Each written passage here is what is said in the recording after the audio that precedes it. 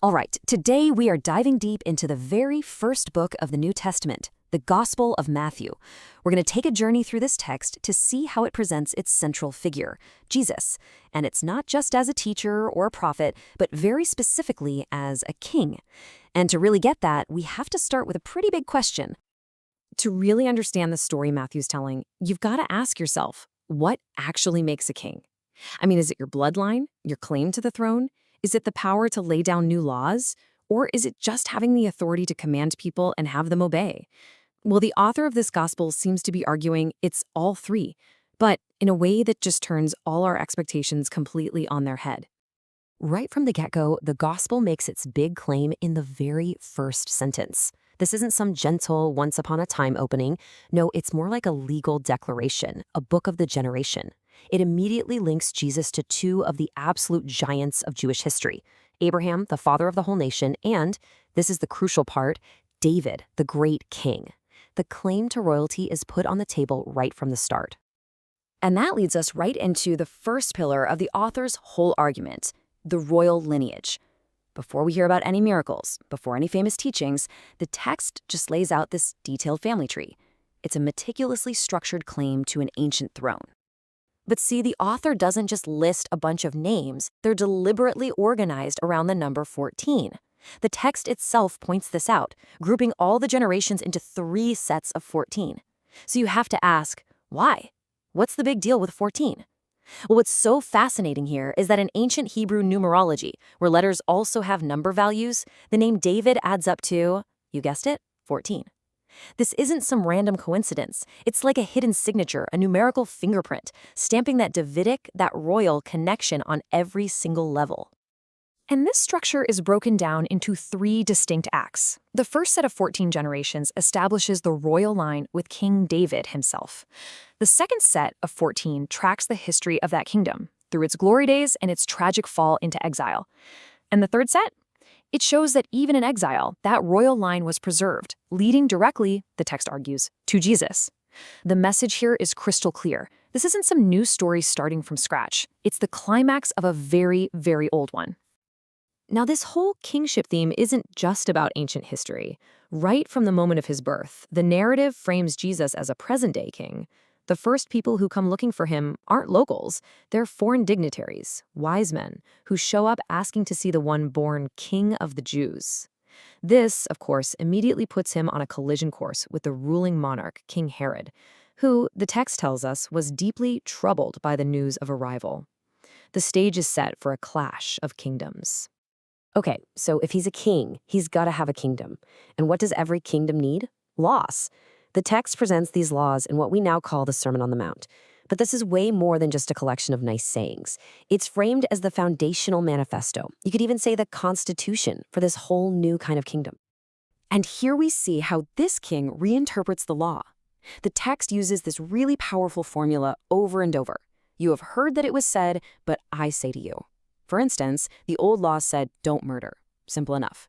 But this new king pushes it way deeper, to the root of the problem, declaring that even being unjustly angry with someone puts you in danger of judgment. It's a radical shift from just policing your outward actions to examining your inward motives. And believe me, it gets even more radical. The conventional law of justice, an eye for an eye, gets completely flipped on its head. In its place is this command for non-retaliation. This isn't a minor tweak. It's a total reversal of the world's idea of justice. It's defining the citizens of this new kingdom by a completely different and much harder standard. The entire manifesto really boils down to this one central command.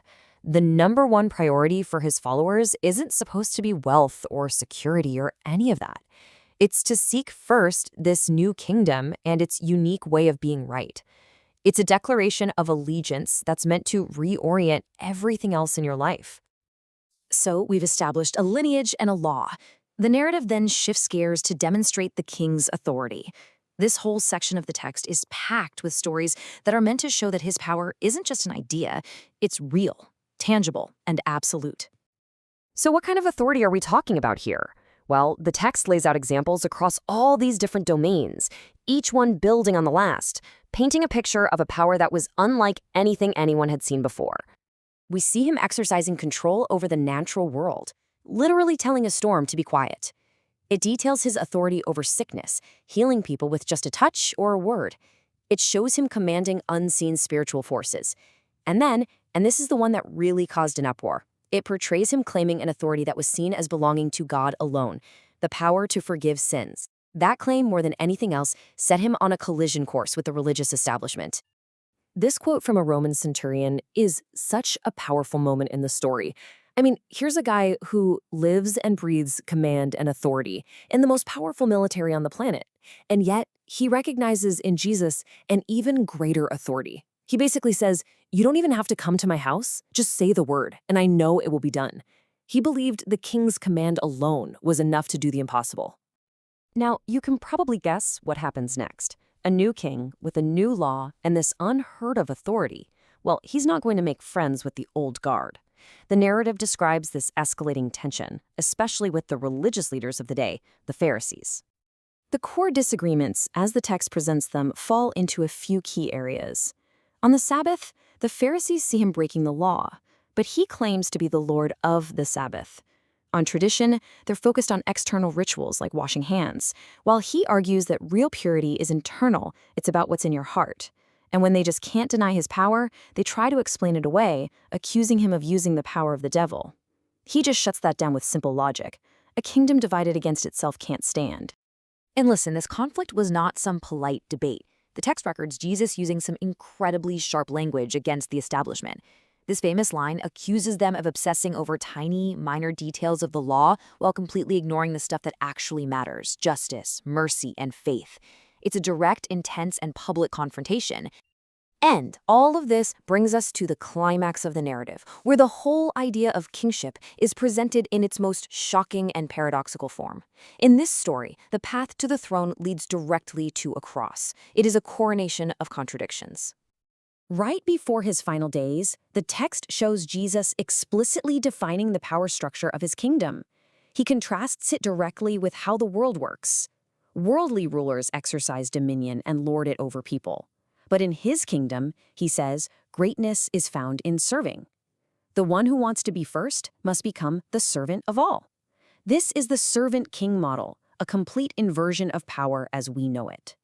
And in that final week, the theme of kingship is just woven through every single moment of his suffering. He enters Jerusalem, and the crowds hail him as a king, the son of David. At his trial, the soldiers mock him as a king, pressing a crown of thorns on his head. And then, at his crucifixion, the ultimate symbol of weakness and shame, the official charge the Romans nail above his head is, with incredible irony, his royal title. This is Jesus, the King of the Jews. The narrative brilliantly uses the symbols of his humiliation as the very tools of his coronation, all leading to the angel's stunning announcement: he is risen. And the story ends here, with this final, unambiguous declaration. The book that started by tracing a royal lineage back to an ancient throne in Jerusalem ends with his king claiming all power, not just on earth, but in heaven too. And his final command isn't to go conquer, but to go and teach. And so the Gospel of Matthew leaves us with this incredible picture: a king whose claim is rooted in ancient history, whose law is written on the human heart, and whose throne, paradoxically, was a cross from which he now claims to rule everything.